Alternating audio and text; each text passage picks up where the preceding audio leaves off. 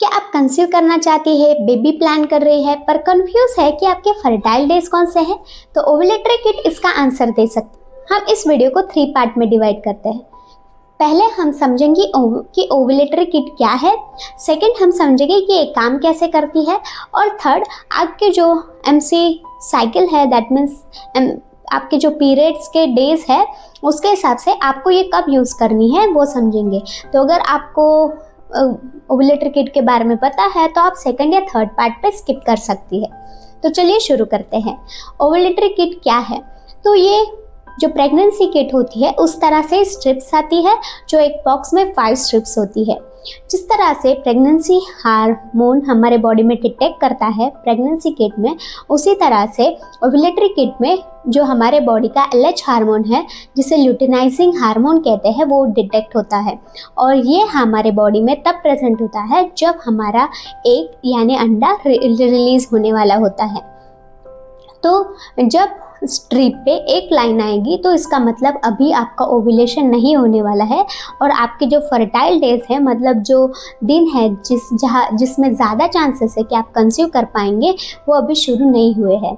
और अगर स्ट्रिप पे 2 लाइन आती है तो इसका मतलब अगले 24 से 36 घंटे आपके लिए इम्पॉर्टेंट है, और उसमें आपका जो एग है या अंडा है वो रिलीज़ होने वाला है। तो आपके लिए ये टाइम बहुत इम्पॉर्टेंट है। इसमें मैक्सिमम चांस होता है कि आप कंसीव कर पाएंगी। और चलिए अब थर्ड पार्ट में समझते हैं कि आप इसे आपके मेंस्ट्रुअल साइकिल के, दैट मीन्स MC साइकिल के हिसाब से कौन से दिन में आपको यूज़ करना है। जैसे अगर किसी का MC साइकिल 28 डेज़ का है, मतलब हर 28 डेज़ के बाद उनको रेगुलर पीरियड्स आते हैं, तो उनको 11th डे से ओव्यूलेटरी किट यूज़ करनी है। अगर उस पे एक लाइन आती है, दैट मीन्स आपको वेट करना है। और अगर उस पे हल्की सी लाइन आती है तो इसका मतलब ओव्यूलेशन होने वाला है। और जब आप मोस्ट प्रोबेबली अगले दिन सेम टाइम पे चेक करेंगी तो आपको 2 डार्क पिंक लाइन दिखेगी।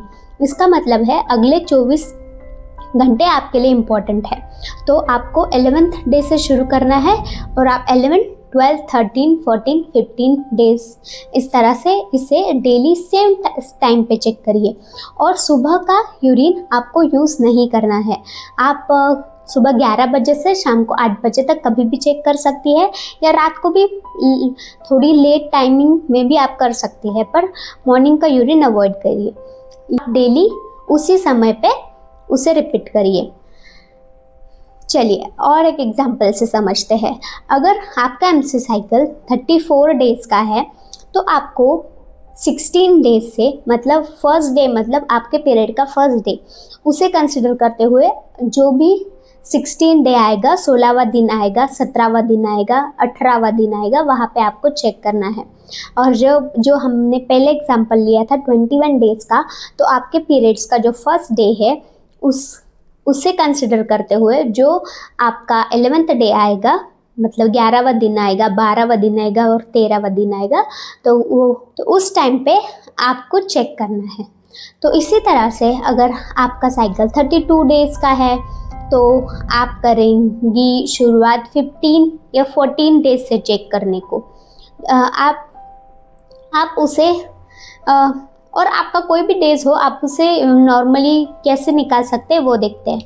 अगर आपकी साइकिल कितने भी डेज़ की हो, आप खुद उसे कैसे निकाल सकते हैं ये देखते हैं। जैसे 21 डेज़ का एग्जांपल देते हैं, तो उसे अगर 2 से डिवाइड करते हैं हम,